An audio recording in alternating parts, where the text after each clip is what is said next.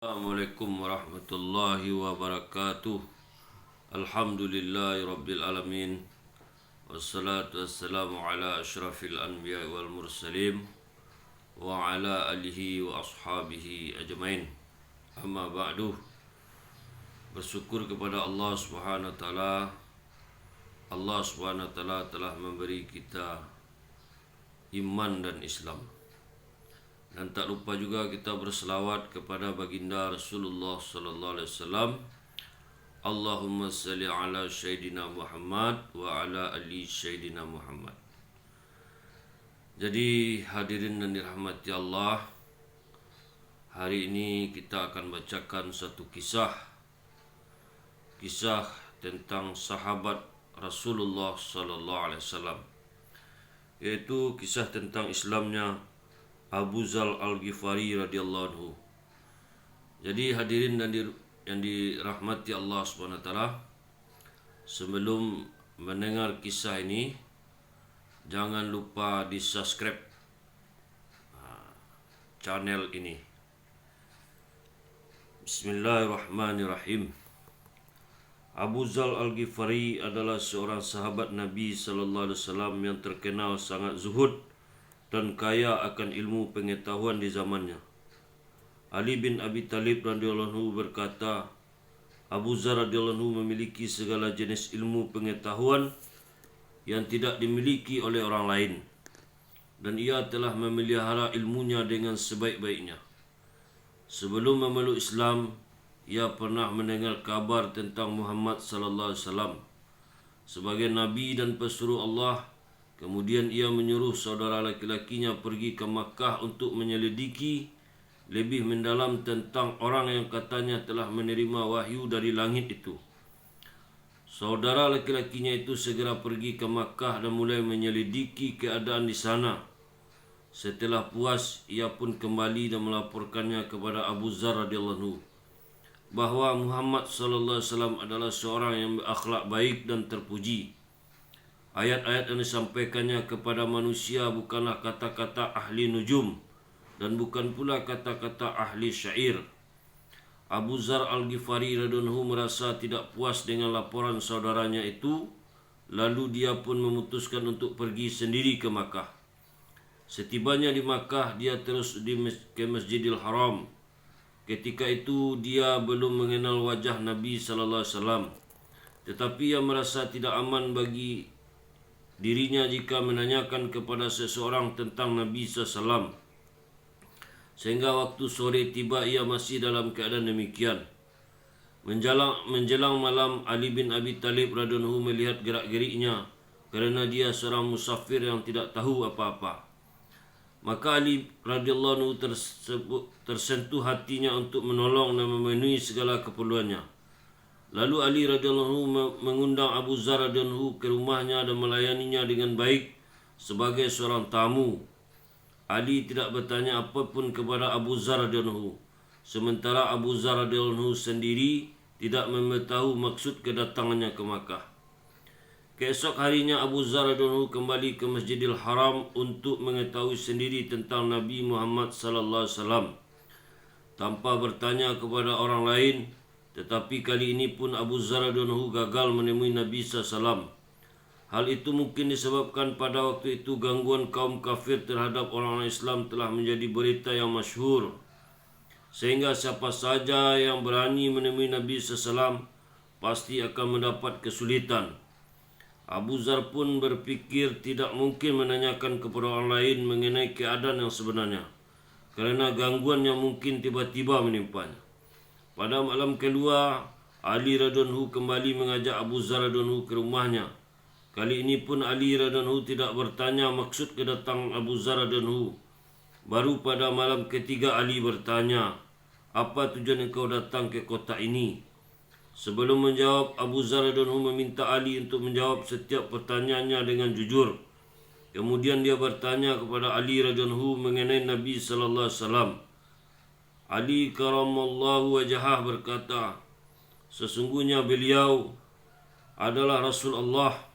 Besok apabila saya pergi, ikutlah dengan saya. Saya akan membawamu untuk menjumpainya, tetapi waspadalah kita akan celaka seandainya orang-orang yang menentangnya mengetahui hubungan kita. Oleh kerana itu, agar tidak dicurigai, saya akan berpisah agak jauh darimu.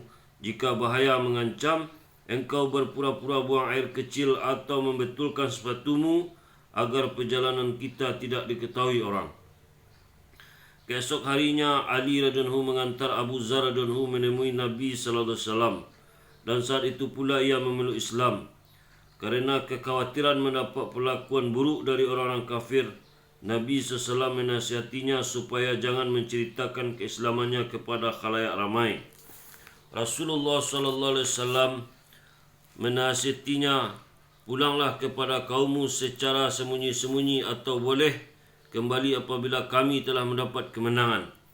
Tetapi Abu Zar radhiyallahu menjawab, wahai Rasulullah, saya bersumpah demi Allah yang menguasai nyawa saya akan mengucapkan kalimat syahadat di hadapan para kafir musyrikin itu. Dia pun menepati janjinya kepada Nabi SAW. Setelah meninggalkan Nabi SAW, dia segera pergi ke Masjidil Haram dan dengan suara lantang dia mengucapkan 2 kalimat syahadat di hadapan para musyrikin. Asyhadu an la ilaha illallah wa asyhadu anna Muhammadar Rasulullah. Saya bersaksi tiada Tuhan selain Allah dan saya bersaksi Muhammad itu adalah pesuruh Allah. Ketika mendengar ucapan itu, orang-orang kafir segera berdatangan dari 4 penjuru dan memukulinya hingga ia menderita luka-luka di tubuhnya. Tetapi untunglah paman Nabi SAW iaitu Abbas yang ketika itu belum memeluk Islam segera datang dan mencegah perbuatan kaumnya. Abbas berkata kepada orang-orang yang menyiksa Abu Zar radhiyallahu, kalian sungguh zalim. Tidak tahukah kalian siapa orang ini? Dia adalah salah seorang kabilah Ghifar, yaitu suatu kabilah suku yang terletak di antara jalan menuju ke Sam. Kafilah-kafilah kita yang berdagang ke Sam pasti melewati perkampungan mereka. Kalau ia dibunuh, mereka tentu akan menutup jalur perdagangan kita ke negeri Syam. Hari berikutnya Abu Zar radhiyallahu kembali mengucapkan kalimat syahadat di hadapan kafir Quraisy, dan pada saat itu juga ia dianiaya, tetapi diselamatkan lagi oleh Abbas radhiyallahu. Hikmah dari cerita ini, keberanian Abu Zar radhiyallahu mengucapkan kalimat syahadat di hadapan kafir Quraisy sungguh luar biasa bila dihubungkan dengan nasihat Nabi kepadanya. Apakah dapat dikatakan bahawa dia mengingkari perintah Nabi? Tidak. Dia sadar bahawa Nabi SAW sedang mengalami penderitaan berupa gangguan dalam usahanya menyebarkan agama. Dia hanya hendak mencontoh Nabi, walaupun ia mengetahui dengan berbuat demikian dapat mengantarkan dirinya ke dalam bahaya. Semangat keislaman seperti inilah yang menyebabkan para sahabat mencapai puncak kejayaan lahir maupun batin. Keberanian Abu Zar selayaknya dicontoh oleh umat Islam dalam rangka usaha mendakwahkan Islam. Kekejaman, penganiayaan serta penindasan tidak sampai melemahkan semangat mereka yang telah mengucapkan 2 kalimat syahadat. Alhamdulillahirrabbilalamin, telah kita sama dengarkan satu buah kisah tentang Islamnya Abu Zar Al-Ghifari radhiyallahu anhu. Jadi hadirin dan dimuliakan Allah SWT, apa yang kita dengar kita jadikan ittiba' untuk diri kita, kita amalkan dan kita sampaikan.